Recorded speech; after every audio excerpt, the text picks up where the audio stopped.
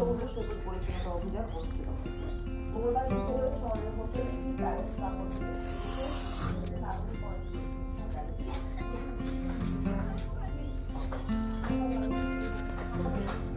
আগের বার এসে দেখেছিলাম কেবল নিচের গাঁথুনি শেষ হয়েছে, কিন্তু এবার এসে দেখি ঘর প্রায় দাঁড়িয়ে গিয়েছে।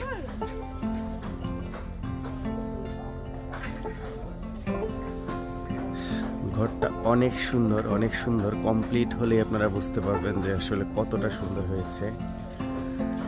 মুন্সিগঞ্জের আদলে কিন্তু কিছুটা ব্যতিক্রম আছে, যেটার কারণে ঘরটার সৌন্দর্যতা সম্পূর্ণ আলাদা।